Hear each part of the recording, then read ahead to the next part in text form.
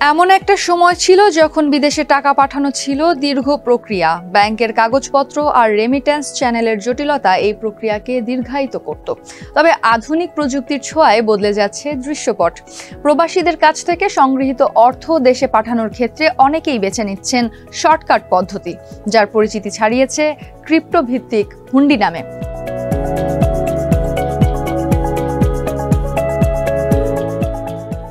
এটি প্রথাগত অর্থ পাচার নয়, এই কৌশল দাঁড়িয়ে আছে ট্যাপ অ্যান্ড ট্রান্সফার পদ্ধতির ওপর।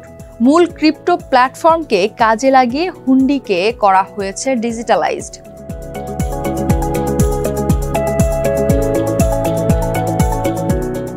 মূলত 4টি ধাপে ক্রিপ্টো ভিত্তিক হুন্ডির পুরো প্রক্রিয়া সম্পন্ন করা হয়। সেগুলো হলো স্থানীয় মুদ্রার সংগ্রহ ও একত্রীকরণ, ক্রিপ্টোকারেন্সি ক্রয়, বিদেশে ক্রিপ্টো স্থানান্তর ও বিদেশে নগদীকরণ।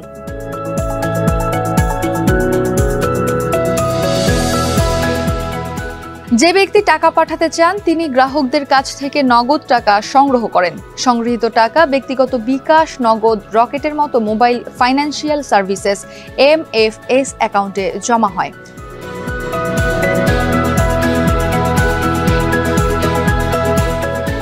অর্থ সংগ্রহের কাজ শেষ হলে বাইন্যান্সের মতো জনপ্রিয় ক্রিপ্টোকারেন্সি এক্সচেঞ্জের P2P বা মার্কেটপ্লেসে প্রবেশ করেন। এরপর অর্থের গন্তব্য দেশে থাকা নির্দিষ্ট ক্রিপ্টো বিক্রেতার কাছ থেকে ভার্চুয়াল মুদ্রা কিনেন। প্রাথমিক অর্থ সংগ্রহকারী তার MFS অ্যাকাউন্ট বা ব্যাংক অ্যাকাউন্ট থেকে সরাসরি ক্রিপ্টোকারেন্সি এক্সচেঞ্জের অবস্থান করা বিক্রেতার MFS বা ব্যাংক অ্যাকাউন্টে স্থানীয় মুদ্রা স্থানান্তর করেন। তবে সেটি নিরাপত্তার স্বার্থে বাইন্যান্স এসক্রোতে ব্লক রাখা হয়।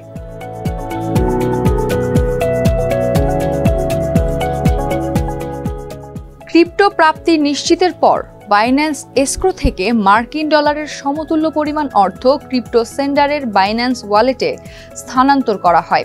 স্বল্প সময় ও খরচে এই প্রক্রিয়া সম্পন্ন হলেও কোথাও নথিভুক্ত থাকে না।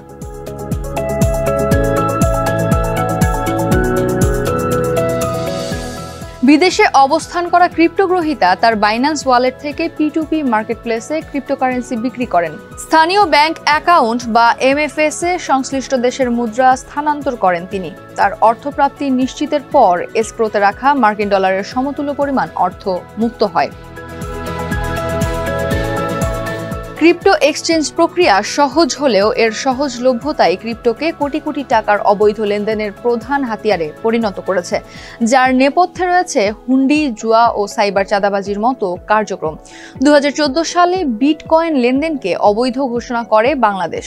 তবু দেশে ক্রিপ্টোকারেন্সি ব্যবহারকারীর সংখ্যা প্রায় 4 মিলিয়ন।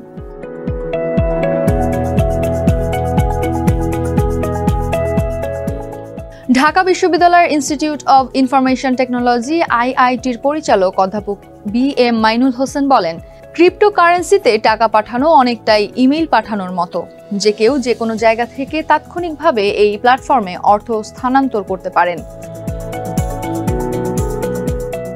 ইন্টারনেট থাকলে ক্রিপ্টো নিষিদ্ধ করলেও এটি বন্ধ করা সম্ভব হবে না বলে উল্লেখ করেন ঢাকা বিশ্ববিদ্যালয়ের এই অধ্যাপক। তিনি বলেন, আপনি চাইলে ইমেইল ব্লক করতে পারেন, জিমেইল বা ইমেইল পরিষেবা নিষিদ্ধ ঘোষণা করতে পারে সরকার, কিন্তু VPN বা পিয়ার টু পিয়ার সিস্টেম ব্যবহার করলে কোনো বাধা কার্যকর নয়। ক্রিপ্টোকারেন্সি এবং ক্রিপ্টো ট্রেডিং এর ক্ষেত্রেও একই কথা প্রযোজ্য। এটাই আসল সমস্যা। হ্যাকার, স্ক্যাম নেটওয়ার্ক, উত্তর কোরিয়ার সাইবার অপরাধী গোষ্ঠী এবং আন্তর্জাতিক জালিয়াতি সিন্ডিকেট নিয়মিতভাবে চুরি, চাঁদাবাজি কিংবা অর্থ লুটের জন্য বাইন্যান্স, OKX এবং বাইবিট এর মতো এক্সচেঞ্জ ব্যবহার করে আসছে। ফলে ক্রিপ্টোকারেন্সির মাধ্যমে অর্থ পাচার বিশ্বব্যাপী মাথা ব্যথার কারণ হয়ে দাঁড়িয়েছে। International consortium of investigative journalists এবং দ্য নিউ ইয়র্ক টাইমসের একটি বিশ্বব্যাপী তদন্ত প্রতিবেদন বলছে, গত 2 বছরে কমপক্ষে $28 বিলিয়ন অবৈধভাবে ক্রিপ্টো এক্সচেঞ্জগুলোতে প্রবাহিত হয়েছে।